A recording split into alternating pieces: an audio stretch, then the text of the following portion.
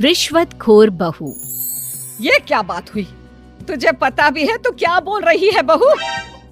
एकदम सही बोल रही हूँ। अगर आपको मुझसे अपनी इन ऐंठन भरे घुटनों की मालिश करानी है तो मुझे वो देना पड़ेगा जो मैं मांग रही हूँ।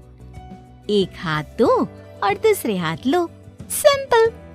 बहू हूँ, इसका मतलब ये नहीं कि नौकरानियों की तरह काम करूँ। ये है अमृता और उसकी सास रेखा। अमृता एक नई नवेली बहू है जिसकी शादी कुछ दिनों पहले ही रेखा के बेटे माधव के साथ हुई है।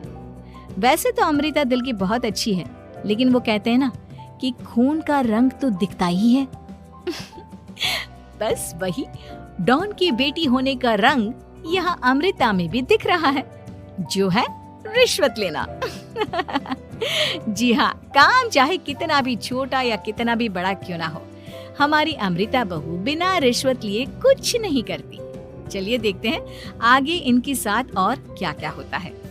रेखा और अमृता को लड़ती देख ससुर प्रेमचंद वहाँ आता है और कहता है, अरे क्या हुआ? काहे इतना तिल मिला रही हो रेखा?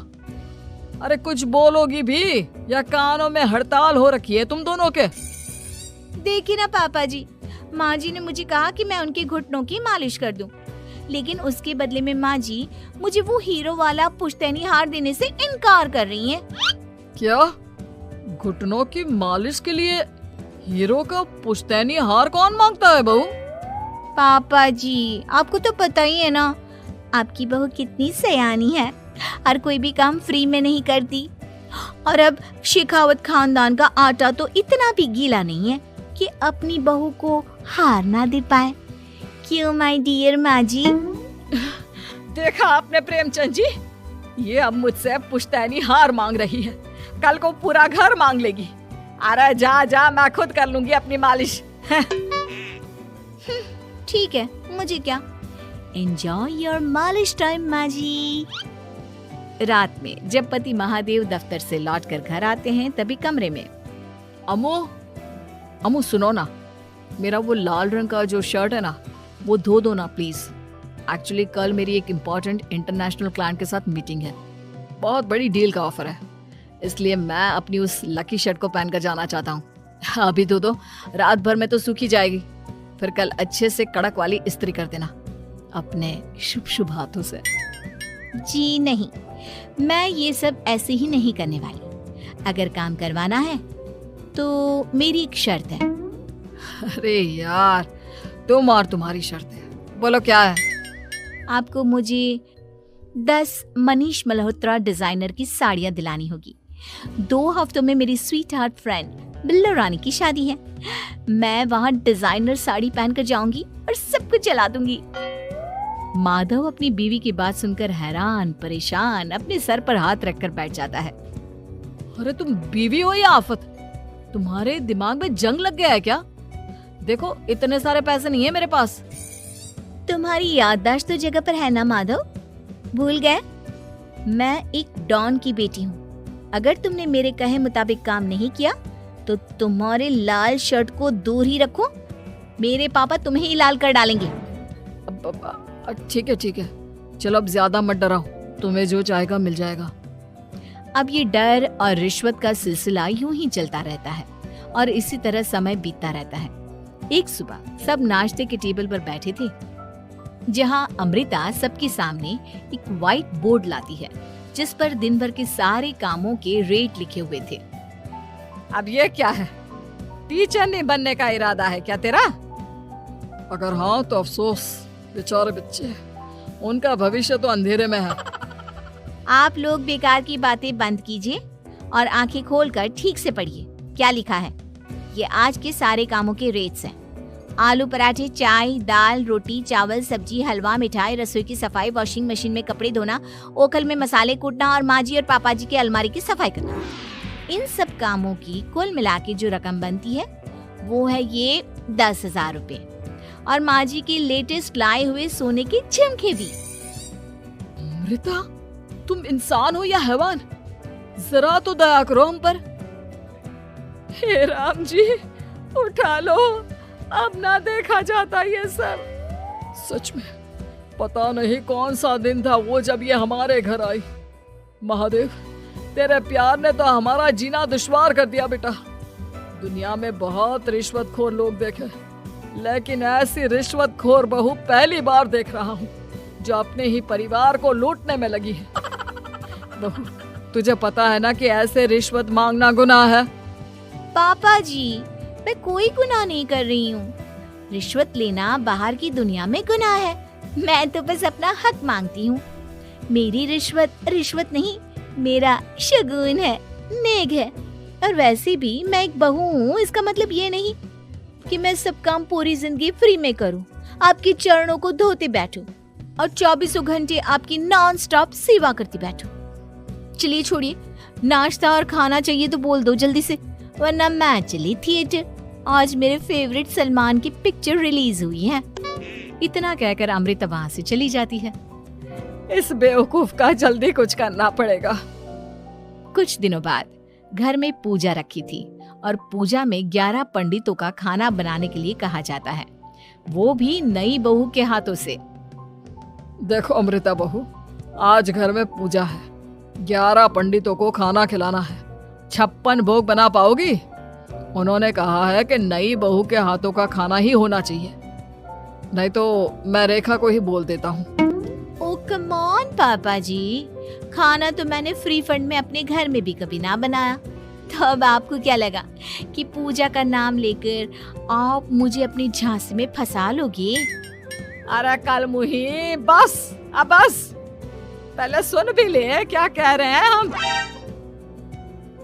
तुम्हें जितने पैसे चाहिए, जितने तोहफे चाहिए, सब ले लेना, बस पूजा पाठ में कोई बाधा नहीं आनी चाहिए।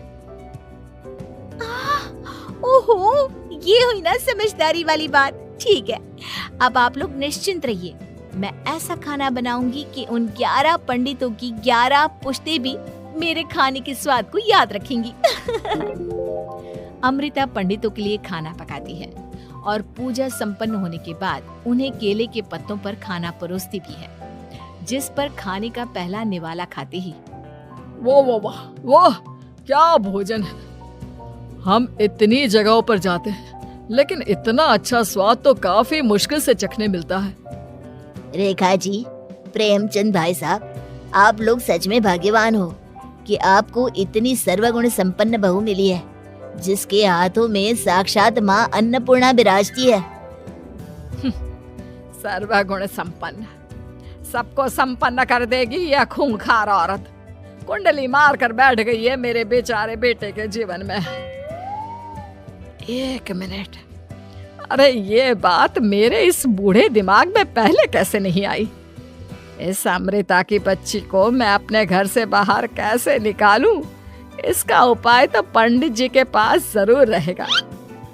रेखा अगले दिन पंडित जी के पास जाकर उन्हें अमृता के बारे में सब कुछ बता देती है, जिसे सुन पंडित जी भी परेशान हो जाते हैं। अरे, ऐसी बहू तो 7 जन्मों में भी किसी को नसीब ना हो भगवान। देखिए रेखा जी, आपकी रिश्वतखोर बहू और आपके बेटे की कुंडलियों को जोड़कर देखा है मैंने, लेकिन इसमें तो यही बता रहे हैं कि ये आपके जीवन से कभी नहीं जाने वाली। इसलिए उससे सुधारने के लिए जल्दी आप लोगों को ही कुछ करना होगा, नहीं तो एक दिन वो आप लोगों को कंगाल करके ही दम लेगी। नहीं, ऐसा हरगिज नहीं होगा। मैं कुछ करूंगी, हाथ पे हाथ धरे नहीं बैठूंगी मैं। वहीं घर पर अमृता को ये पता चल जाता है कि उसकी सास रेखा पंडित जी के पास उसकी और महादेव की कुंडलियां लेकर गई थी, और इस पर जब रेखा घर लौटती है तब वाह माँ जी वाह, बहुत ही ज्यादा सयानी निकली आप तो। लेकिन मैं आपको एक बात बताना चाहती हूँ कि मेरी और महादेव की कुंडलियां जोड़कर पूजा पाठ और हवन करके भी कुछ नहीं मिलेगा, क्योंकि मैं ऐसी बला हूँ जो आप सबकी जिंदगियों से अब कभी नहीं टलने वाली। फिर चाहे आप कितने भी टोटके हवन या उपाय कर लें। तो खुद को समझती क्या है रे बदतमीज। तुझसे बात करना तो दूर, मुझे तो तेरी शक्ल देखना भी नहीं पसंद। अब सास बहू के बीच एक अनकहा सा युद्ध छिड़ जाता है। दिन बीतने लगते हैं, लेकिन एक दिन अचानक रेखा की तबीयत हद से ज्यादा खराब हो जाती है और उसे सांस लेने में भी काफी दिक्कत और परेशानी महसूस होती है। जब उसे डॉक्टर के पास ले जाया जाता है तब डॉक्टर चेकअप करके कहते हैं, देखिए, मैंने सारे टेस्ट करके देख लिए हैं और रिपोर्ट्स को क्रॉस चेक करके ये पता चला है कि रेखा जी को गंभीर दिल की बीमारी है। उनके फेफड़ों में भी काफी सूजन आ गई है। उनका जल्द से जल्द ऑपरेशन करना होगा, वरना आई एम सॉरी टू से उन्हें बचाना मुश्किल हो जाएगा। ये खबर सुनकर प्रेमचंद और माधव दोनों हक्का बक्का रह जाते हैं। लेकिन डॉक्टर साहब, कितने पैसे लगेंगे ऑपरेशन के लिए? और उसके बाद रेखा पूरी तरह ठीक तो हो जाएगी ना? जी हाँ, इस ऑपरेशन के बाद वो बिल्कुल ठीक हो जाएंगे, लेकिन वो तभी हो सकता है जब ऑपरेशन टाइम से हो पाएगा। और रही बात ऑपरेशन के खर्चे की, तो उसमें तकरीबन 6 से 7 लाख रुपए तक लग सकते हैं। जहां एक तरह सब रेखा की तबीयत और ऑपरेशन को लेकर परेशान होते हैं, वहीं घर पर रेखा को बिस्तर पर देखकर भी अमृता के अंदर जरा भी दया नहीं आती। ओ माँ जी, ये अपना फालतू का मेलोड्रामा बंद कीजिए ना आप। मुझे पता है आपको मुझे रिश्वत नहीं देनी है और घर के सारे काम मुझसे मुफ्त में करवाने हैं, इसीलिए आप ये सब कर रही हो ना। सीरियसली अमृता, ऐसे हालात में तुम ऐसी बातें कैसे कर सकती हो? हम यहाँ परेशान हैं कि ऑपरेशन कैसे कराएंगे, बैंक में इतने पैसे भी नहीं है, और तुम माँ को ताने सुना रही हो। अरे अमृता बहू, मैं भला ढोंग क्यों करूंगी? हम 6 से 7 लाख का बंदोबस्त कैसे करेंगे? करेंगे पापा, कैसे भी करेंगे। अमृता, अगर कभी भी जिंदगी में तुमने मुझसे सच्चा प्यार किया है, एक पल के लिए भी सही, तो तुम्हें आज इस परिवार, इस घर की नींव, मेरी माँ को बचाना होगा। हमने अपना सब कुछ तुम्हें दे दिया है, अब तुम्हारी बारी है अपने किए का हिसाब चुकाने की। मुझे पता है तुम्हारे अंदर भी दिल है। अमृता बिना कुछ कहे वहां से चली जाती है और अपने कमरे में जाकर वो अलमारी में से अपनी माँ की तस्वीर को निकालकर अपने सीने से लगाती है और भावुक हो जाती है। माँ, आपके जाने के बाद पापा ने ही मेरा ख्याल रखा, लेकिन उनकी वजह से ही मुझ में काफी बुरी आदतें भी आ गई। शायद मुझे इतना बुरा आपकी गैर मौजूदगी ने ही बनाया। मैंने कभी आपकी लोरी नहीं सुनी, आपकी गोद में नहीं सोई, आपके हाथों से अपने बालों की चंपी नहीं करवाई, क्योंकि वक्त से पहले ही आप मुझे यहाँ छोड़कर चली गई। लेकिन अब मैंने जितना भी इस घर से लिया है, उतना सूद समेत चुकाने की बारी आ गई है।